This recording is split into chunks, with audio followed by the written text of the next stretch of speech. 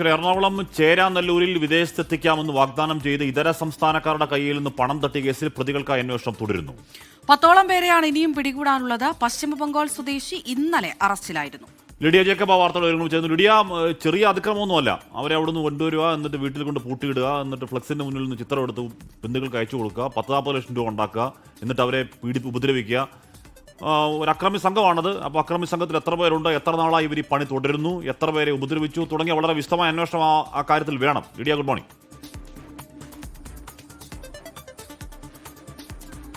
Hashmi, good morning. തീർച്ചയായും വലിയൊരു അതിക്രമത്തിന്റെ വാർത്ത തന്നെയാണ് പുറത്തു വന്നത്. ഞാനുള്ളത് അവരെ തടങ്കലിൽ പാർപ്പിച്ചത് ഈ വീടിന് മുന്നിലാണ്. 7 പേരെയാണ്, 7 ഇതര സംസ്ഥാനക്കാരായിട്ടുള്ള ആളുകളെയാണ് തടങ്കലിൽ പാർപ്പിച്ച് ഭീഷണിപ്പെടുത്തി അവരുടെ കയ്യിൽ നിന്നും പണം കവർന്നിരിക്കുന്നത്. 30 ലക്ഷത്തോളം രൂപ അവരുടെ കയ്യിൽ നിന്നും കവർന്നിട്ടുണ്ട് എന്നാണ് അറിയാൻ സാധിക്കുന്നത്.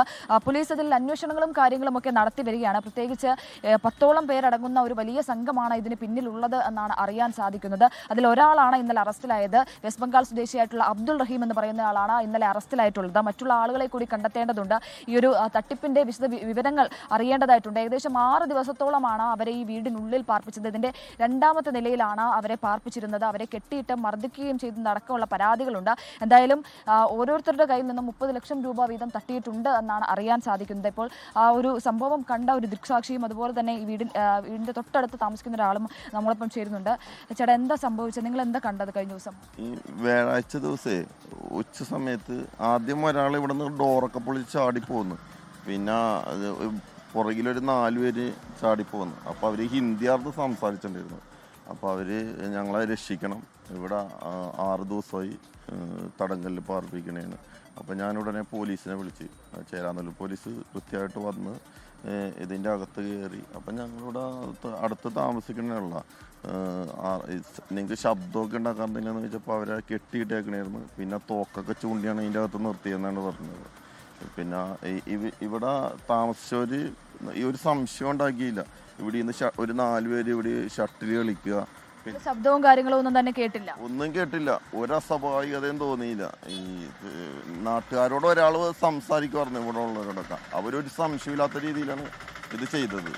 പിന്നെ പോലീസ്, ഞങ്ങൾ കറക്റ്റായിട്ട് പോലീസ് വന്ന് അതിൻ്റെ അകത്തോട്ട് മുൻപ് കണ്ട് പരിചയമുള്ള ആളുകളോ ഒക്കെയാണ്? ഇല്ല, മുമ്പ് കണ്ടുപരിചയമില്ല. ഒരാളെ നന്നായിട്ട് മലയാളം സംസാരിക്കേണ്ടായുള്ളൂ പ്രതികളിൽ ഇവിടെ ഉണ്ടായിരുന്നു. ആ പ്രതിനെ പിടിച്ചതെന്ന് അറിയാൻ കഴിഞ്ഞത്. വാടകയ്ക്ക് കൊടുക്കുന്ന കെട്ടിടമാണല്ലേ? ഇത് 15 ദിവസമായിട്ടുള്ളൂ ഇപ്പോൾ ഇവർ വന്നിട്ട്. അതിനു മുമ്പ് ലേഡീസ് ഹോസ്റ്റലായിരുന്നു. ഇപ്പൊ അവര് പറഞ്ഞത് ഈ പിള്ളേര് പറഞ്ഞത് 6 ദിവസം എന്നാണ് ഇവിടെ അവരെ കൊണ്ടുവന്നിട്ട്. ഈ തടങ്കലിൽ ഉണ്ടായിരുന്ന ഇതിൽ ഒരു വ്യക്തിയാണ്. ബംഗാളുകാരൻ പ്രതിയും ബ്രസീലുകാരനാ. അപ്പുറത്തെ വാദിക്കുന്ന ആൾക്ക് മലയാളിയും ബ്രസീലിലെ ജേഴ്സി കിട്ടി നിൽക്കുക.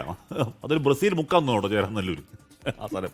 ലിഡിയ പറഞ്ഞോളൂ. എന്ന് പറഞ്ഞു കഴിഞ്ഞാൽ ഏതെങ്കിലും തരത്തിൽ യാതൊരു അസ്വാഭാവികത ഇല്ലാതെ അവിടെ തടങ്കലിൽ പാർപ്പിക്കപ്പെട്ടവർ പുറത്തുനിന്ന് ഷട്ടിൽ കളിക്കുമായിരുന്നാണ് പറഞ്ഞത്. അപ്പോൾ എന്താ മൊത്തത്തിൽ ദുരൂഹത, ലിഡിയ? ഹാഷ്മി, തീർച്ചയായും മൊത്തത്തിലൊരു ദുരൂഹത തന്നെയാണ്. ഇതിൽ ഒരു വ്യക്തിയാണ് ആദ്യം രക്ഷപ്പെട്ടത്. ആ വ്യക്തിയാണ് പിന്നീട് നാട്ടുകാരെ വിവരം അറിയിക്കുകയും പോലീസിനെ അടക്കം വിവരം അറിയിച്ച് പോലീസ് അടക്കം എത്തി ഇവരെ രക്ഷപ്പെടുത്തുക, ബാക്കിയുള്ള ആളുകളെ കൂടി രക്ഷപ്പെടുത്തുകയായിരുന്നു. 7 പേരിൽ ഒരാളാണ് ആദ്യം ഈ 2ാം നിലയിൽ നിന്നും താഴേക്ക് ചാടി രക്ഷപ്പെടുകയായിരുന്നു എന്നാണ് പോലീസ് പറയുന്നത്. കണ്ടുനിന്ന നാട്ടുകാരും അത് തന്നെയാണ് പറയുന്നത്. ഇയാൾ ആദ്യം പുറത്തേക്ക് ഇറങ്ങി ഓടി നാട്ടുകാരുടെ അടുത്ത് സഹായം അഭ്യർത്ഥിച്ചു. പിന്നീട് നാട്ടുകാർ ഈ വിശദ വിവരങ്ങൾ ചോദിച്ച് മനസ്സിലാക്കുകയും പോലീസിനെ വിളിക്കുകയുമായിരുന്നു. എന്തായാലും പോലീസ് അന്വേഷണം നടത്തി വരികയാണ്. വലിയൊരു കുറ്റകൃത്യം തന്നെയാണ് നടന്നിരിക്കുന്നത് എന്നുള്ളതാണ്. അവരെ മർദ്ദിക്കുകയും കെട്ടിയിടുകയും ഭീഷണിപ്പെടുത്തുകയും ചെയ്തു എന്നുള്ളതാണ് പറയുന്നത്. എന്തായാലും പോലീസ് ഈ 7 പേരെയും നാട്ടിലേക്ക് അയച്ചിട്ടുണ്ട് എന്നുകൂടി അറിയുന്നു. 10ഓളം പേര് അടങ്ങുന്ന വലിയ സംഘം തന്നെയാണ് ഇതിന് പിന്നിലെന്നാണ് മനസ്സിലാക്കുന്നത്. മാത്രമല്ല, ഈ ഒരു അറസ്റ്റിലായ പ്രതിയടക്കം മറ്റുള്ള സംസ്ഥാനങ്ങളിൽ മറ്റ് കുറ്റകൃത്യങ്ങൾ കൂടി ചെയ്തിട്ടുള്ള ആളുകൾ കൂടിയാണെന്ന് കൂടി പോലീസ് പറയുന്നുണ്ട്. എന്തായാലും പോലീസ് ഇതിലൊരു വിശദ അന്വേഷണം നടത്തി വരികയാണ്. കേട്ടുകേൾവിയില്ലാത്ത രീതിയിലുള്ള ഒരു വലിയ അതിക്രമം തന്നെയാണ് നടന്നിരിക്കുന്നത് എന്നതിൽ സംശയമില്ല. ഇനിയും ആളുകളെ പിടികൂടാനുണ്ട്. അവർ ഈ ഒരു ആദ്യത്തെ വ്യക്തി താഴേക്ക് ചാടി രക്ഷപ്പെടുന്ന സമയത്ത് തന്നെ മറ്റ് പ്രതികൾ ഓടി രക്ഷപ്പെട്ടിരുന്നു എന്നുള്ളതാണ്. ഈ ഒരു പിടിയിലായ ആളെ അത് പിടികൂടുന്നത് നോർത്ത് റെയിൽവേ സ്റ്റേഷനിൽ അടുത്തു നിന്നാണ് എന്നാണ് അറിയാൻ സാധിക്കുന്നത്. എന്തായാലും പോലീസ് വിശദമായിട്ടുള്ള അന്വേഷണത്തിലേക്ക് കടക്കുകയാണ്. CCTV അടക്കം കേന്ദ്രീകരിച്ചുള്ള വിശദ അന്വേഷണത്തിലേക്ക് തന്നെ പോലീസ് കടന്നിരിക്കുകയാണ്. അന്വേഷണം പുരോഗമിക്കുകയാണ്.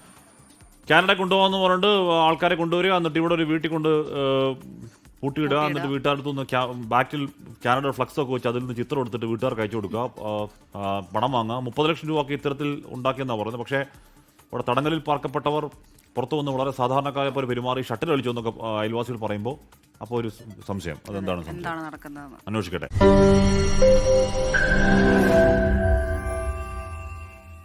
ലോകത്തെവിടെയായാലും ഏത് സമയത്തും 24 വാർത്തകളും ഓഗ്മെന്റഡ് റിയാലിറ്റി പാക്കേജുകളും എക്സ്പ്ലെയിനറുകളും വിശദമായി കാണാൻ ഞങ്ങളുടെ യൂട്യൂബ് ചാനൽ നിങ്ങൾക്ക് സബ്സ്ക്രൈബ് ചെയ്യാം.